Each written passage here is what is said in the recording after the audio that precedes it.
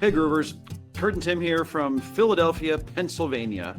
We are at the NoBeC conference, the Norms and Behavioral Change Conference on Democracy Under Threat, put on by the University of Pennsylvania Center for Social Norms and Behavioral Dynamics. We are here as a guest of Christina Bicchieri, who runs that group. And we've been listening for the past couple of days to scholars talk about their work on threats to democracy.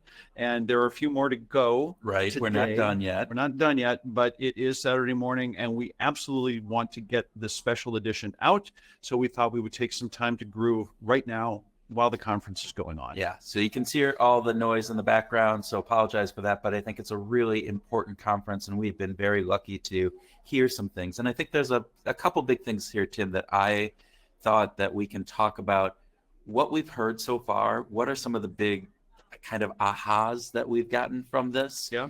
And then maybe like bring it around and bring something useful back to the groovers out there. So what does it mean to us? Yeah, what does it mean? So So again, I think you brought up kind of as we were talking about this, one of the big insights that you got is about what democracy is and maybe some changes in how you think about that. You want to talk about that? Yeah, I do, because I came in thinking that democracy is more about the structural stuff.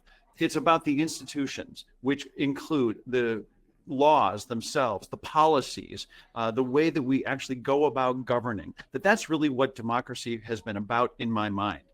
Spending a couple days here, all of a sudden, I'm totally thinking that maybe the most fragile, the most important, the part that I've been ignoring are the social norms. It's the beliefs side in what democracy is that is really undervalued. Yeah, I think it's a really important point, is that democracy is more than the structured law systems that we have in place, and it is about our shared beliefs around what it means to be in a democracy and the way that we behave within that democracy. And one of the interesting things that was said is that those social norms fill the gaps, that we can't have all of the laws, all of the structures and systems in place to cover every contingency. Right. You know, this is the idea that when we have a component about pardons that are part of the Constitution, it doesn't say what types of pardons that and who. And so, can I just pardon my friends and neighbors? Yes, you can, given the laws, but the social norms say, no, that's not how this works, until they start eroding. And that is where I think this conference has been really instrumental for myself in understanding, hey, there are aspects of these social norms that are backsliding, that they are being eroded from what they have been for the past couple hundred years for the US and across the world in many of these situations. One of the big pieces that I found is there was some information about the number of autocratic governments in the world, looking at 2003, where there were 11 as they counted them, to 2023, where there are now 42. That increase is significant. That's and it's huge. Scary. But what about the impact on the population of the world? And the population, what they talked about is that in 2003, 50% of the world's population lived in autocratic societies, whereas in 2023, it's 71%. Democracies are actually a minority across the globe when we look at population of the world that live under those types of regimes.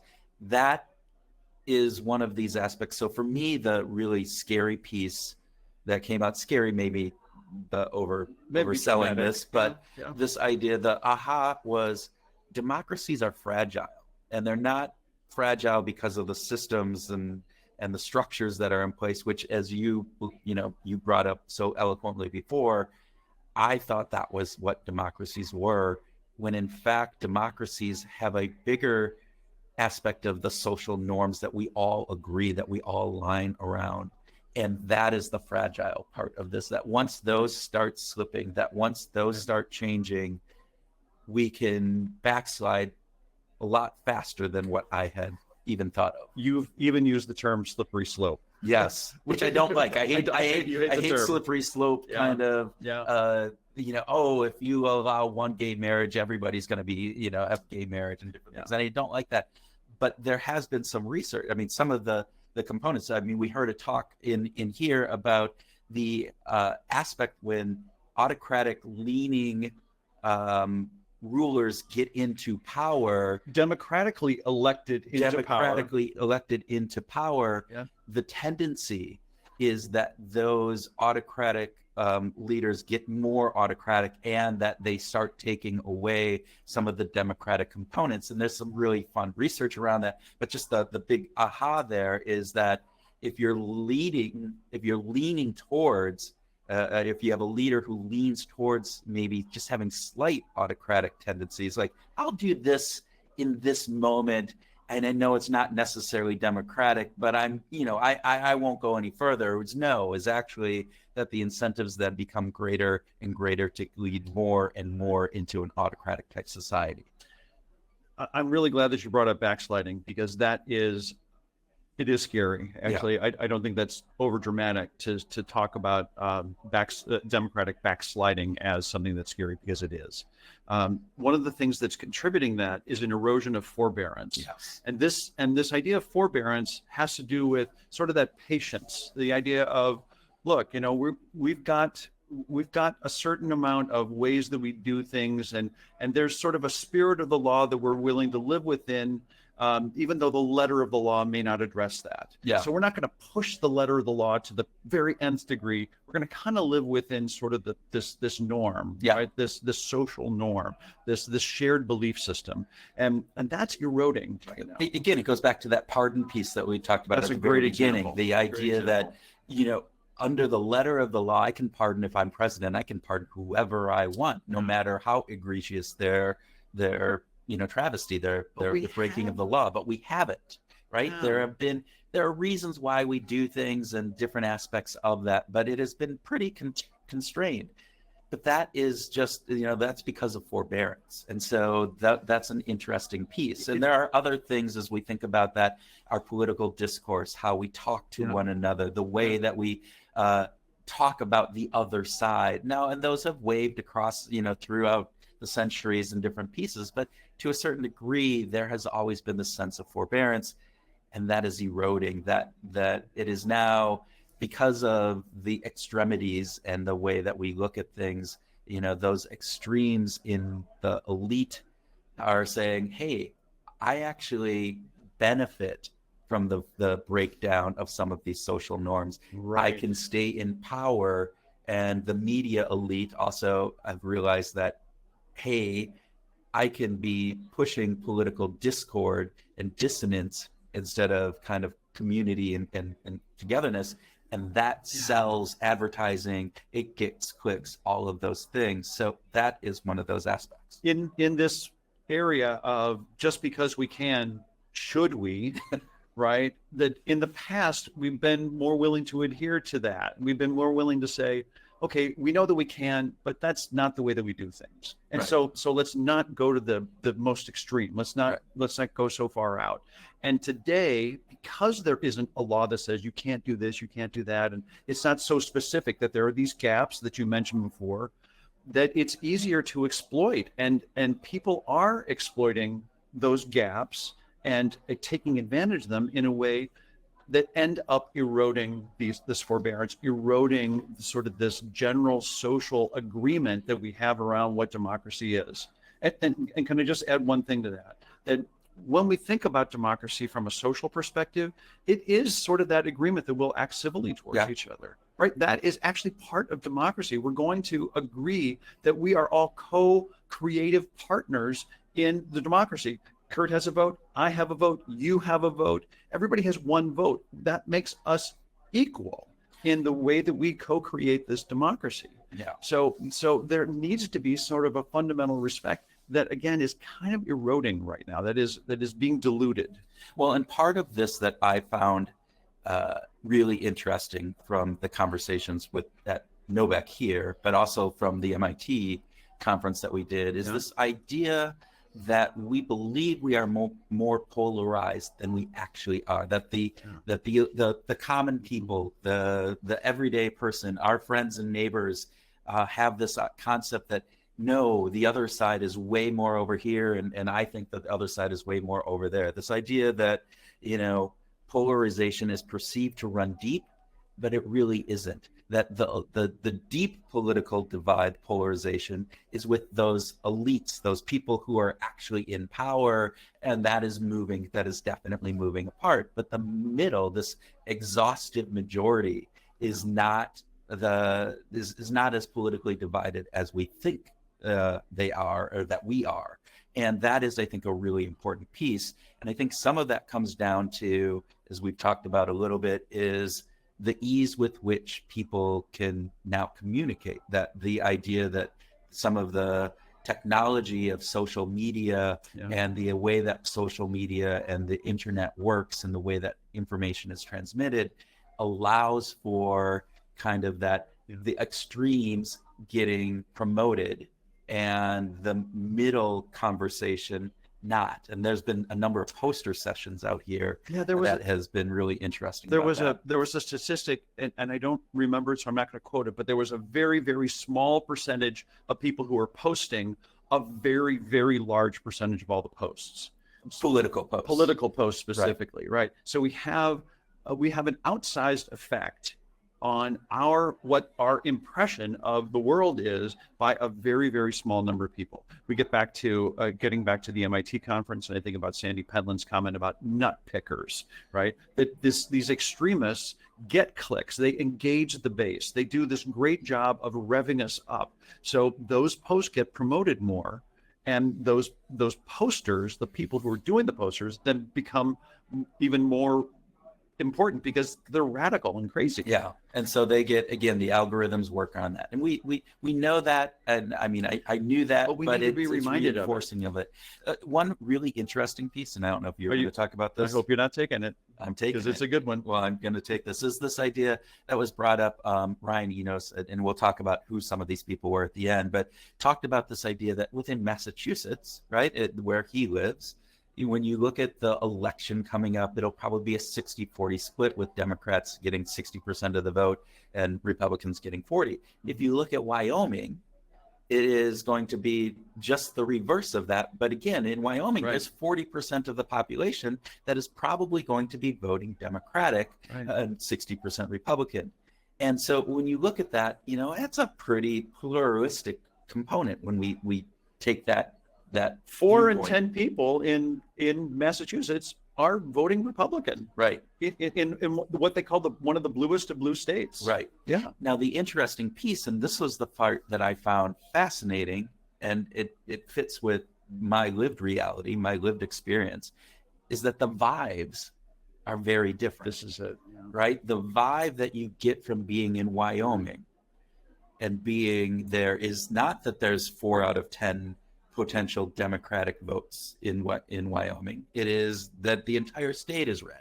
The vibe in Massachusetts is not that 4 out of 10 are Republican, that the vibe is that everybody is Democratic. And the way that shows up is very different. And I talked about with you a little bit about this. Like I have, living in Minnesota, I have traveled up to the northern part of the state, more rural, much more Republican leaning in the past 20 years than Minneapolis, where I live, where I go around my neighborhood, there are very few Trump signs, if any Trump signs, and there are a whole bunch of Harris Walz signs. Going up to northern Minnesota, there's a lot more Trump signs. What has been really interesting, though, and this is a part of this vibe, and I think part of the reality that we can go and say, hey, that we are more alike than we aren't, and that northern Minnesota in 2016 and 2020, it felt like every sign I saw was a Trump sign. In 2024, when I just drove up there just last month, there were still a ton of Trump signs. Don't that is there. Yeah. But I saw many more Harris Walz signs. Now, that might be because it's Minnesota and it's Walz and who is our governor.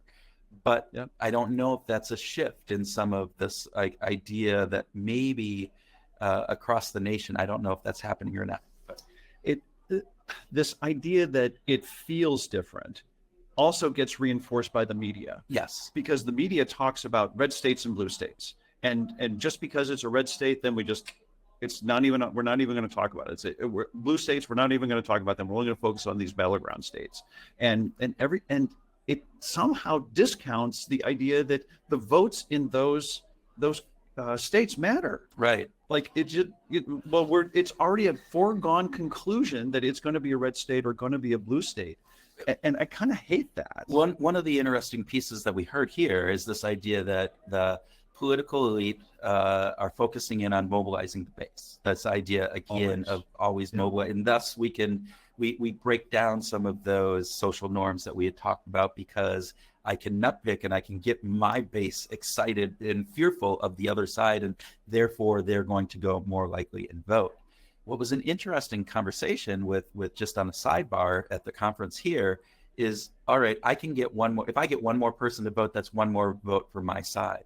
However, if I can get a person to switch, that I can get them, that is one less vote for the other side and one more vote for me. So that actually has a double impact. And I think there's maybe some of that is missing in some of this. I don't know what's going on in the political elites and various things, but from what we can see, that's the storyline is it's only the battleground states that matter. At the very least, the political elites, again, reminding people that the political elites are not just those people who are in politics, but also the media and of course the big donors are all part of this political elite group. Like they benefit from polarization. They benefit from the nut pickers. They benefit from, just saying, well, this isn't a battleground state. This is just a red state, or this is just a blue state. And then they focus all their attention just on the battleground. And this goes back to one of the pieces that for me, and I don't have a fully formed concept about this, but this idea that the stories that are told influence the social norms and our beliefs around things. And so again, it's the better storytellers that I think, or the better, not maybe even the better stories, but the better avenues of getting those stories out to the larger group of people that have a outsized impact on what we're talking about here with social norms. So, and I don't understand exactly how that fits in, but it's an aspect I'm feeling. But how can we, as voters, as specifically people who are going to be voting in the U.S. election, how can we start to disentangle and pull ourselves away from the nut pickers, the extremists, and start to think about what is it that I believe in, and who do I want to vote for, and what's really meaningful to me and my family? There's also some discussion about how the political identity is becoming larger than the identities that we have with the associations we have with our communities, our churches, our families, our work, everything. Everything. Like this political identity is getting to be oversized right now. The mega identity that we hold, which outsources everything else and becomes second level, which is really kind of scary when we think about it, because that's not, again, when you look at the policy aspects of this, we're not that far apart when we think about what we want for this. Right. And yet when we break into those two groups, it's the robbers cave. Yeah.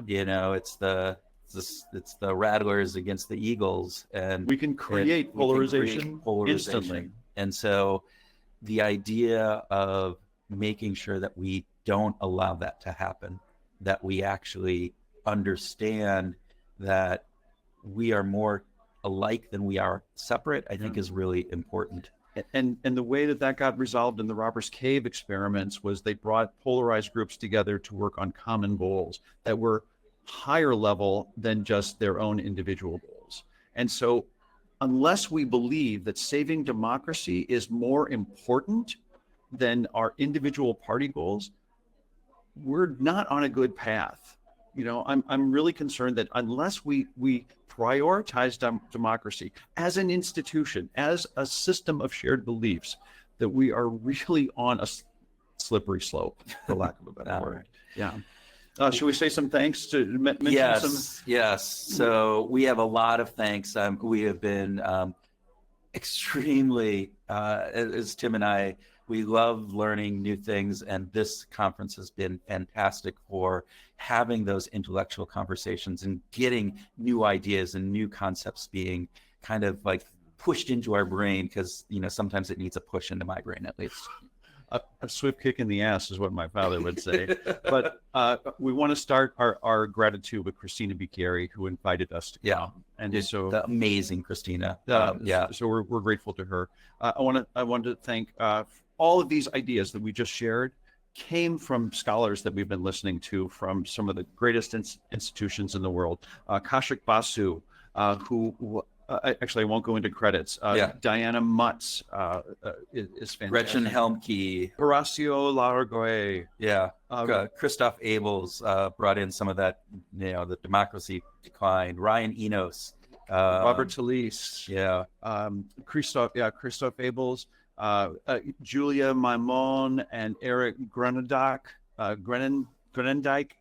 both had fantastic ideas. We just heard from Nikos Nikifiorkis from Greece this morning. Cesar Nunez, Karim Nyborg. Oh, yeah. We're going to have links to all these scholars and their works in the show notes, but we are grateful to these people for doing this work, because we wouldn't be able to be reframing our thinking and to really expand our thinking if it wasn't for the people who are doing the hard work of thinking about this stuff all damn day and doing the research to back up those thoughts and to say, yes, absolutely, this is true or not true. Yeah. And so with that, hopefully you were able to think about democracy maybe with a slightly different lens, maybe more of a social construct lens, that the implication of that is, wow, democracy isn't as solid as it has been, or that we thought it would be, and that it can slide, it can have that backsliding, that some of these social norms that are eroding